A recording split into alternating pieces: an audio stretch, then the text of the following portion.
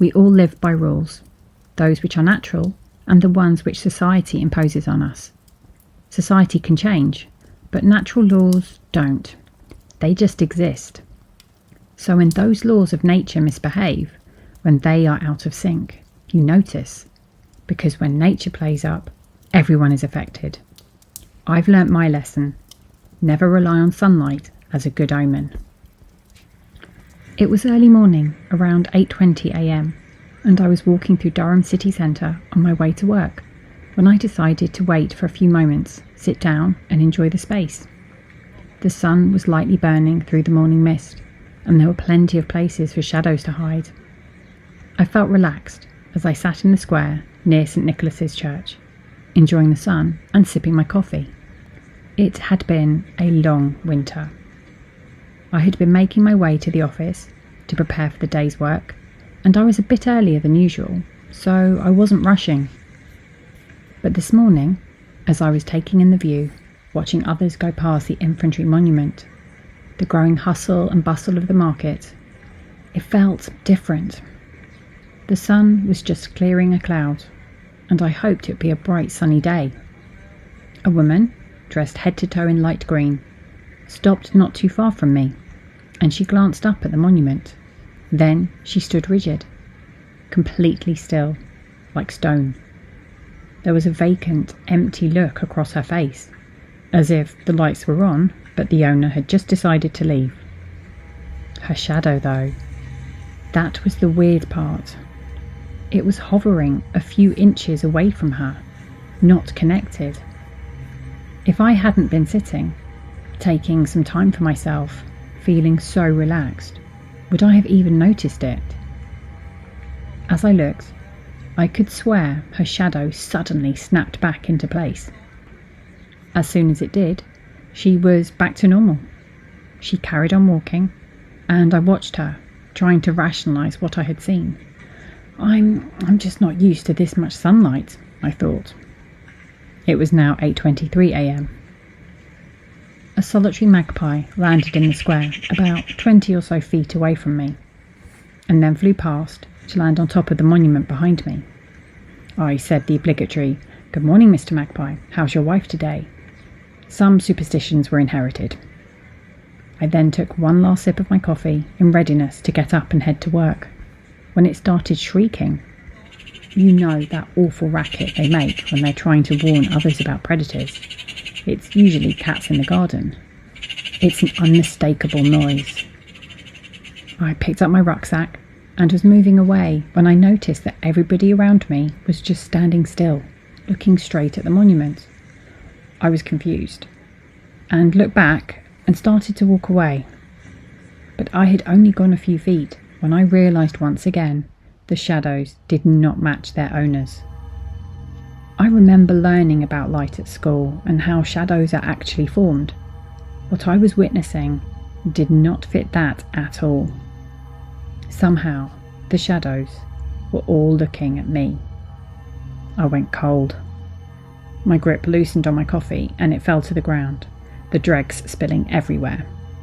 At that moment, a cloud passed in front of the sun, and every one of the petrified suddenly resumed their previous activities, without any hint of what had just happened. No confusion. They simply carried on unpacking their wares, setting up for the day's market. I wanted to get out of there, fast. It was now 8:26. But before I could get much further, the sun came out again, and all chatter stopped. There was no noise at all. I turned to look behind me, and everybody in the square was now looking directly at me. Not their shadows this time, but them. Blank smiles that never reached their eyes, and they never blinked. Something deep inside me told me not to look away from them. I knew I had to maintain eye contact. Nobody moved. As I backed away, I tripped on a flagstone and went down hard. I broke my fall with my arm, but it meant I also broke eye contact. I sat dumbly with my back throbbing and looked at the stationary people. Now they started to move, slowly, then all at once, like some twisted slow-motion flash mob. They were moving towards me, all looking at me, at least 50 people. The magpie shrieked once more, and that brought me to my senses. I scrambled to my feet and ran. I knocked over a short bearded man wearing a grey t-shirt, and instinctively I apologised, but I kept going. Over the bridge towards work, praying someone would be there to let me in. 8:28. I reached the doors. They were locked. I rang the bell and started banging on the doors furiously. The bizarre, smiling mob was getting closer, still on the bridge, but moving with purpose. I rang the bell again and saw movement. A colleague, Aaron, was taking his time getting to the door, but thankfully he seemed to be his usual self. He looked annoyed.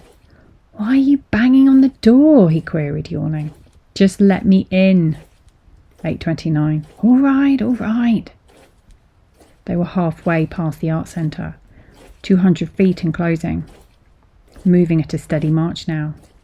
They would be at me in moments. I stared at them. Aaron turned the deadbolt and let me in. "I wasn't expecting you to have gone half past." "What the heck?" Aaron looked stunned. He had now seen the mob. "Close the door," I said, and slammed it shut and locked it, just as an open hand appeared on the glass pane. They stopped outside, slowly rocking back and forth, all staring at us, smiling, pressing their hands urgently on the glass door. The blood drained from Aaron's face. 8:30. And a cloud passed over the sun. A car horn blasted way off in the distance, like someone had fallen on it, or they were sitting on it with the heel of their hand. This time, our zombie friends seemed surprised to wake up from their state. They looked confused. They were wondering why they were all outside our building. Confused and surprised, but not questioning. They moved away, this time not in a rhythmic pattern. They simply dispersed back to where they needed to be. The street outside became empty. I bent over to get my breath back, to calm down my heart. It was racing. Aaron said nothing, at least not then. Later in the day, when we were having an afternoon coffee, he mentioned his mother had told him tales of odd behaviour that could happen if set conditions were met. He asked me casually if I'd been sitting near or under the monument that morning. When I said I had, he looked down and cleared his throat and said, "It's never a good idea first thing in the morning, from what I've been told." I knew he was right. That was an ancient presence I'd reacted to.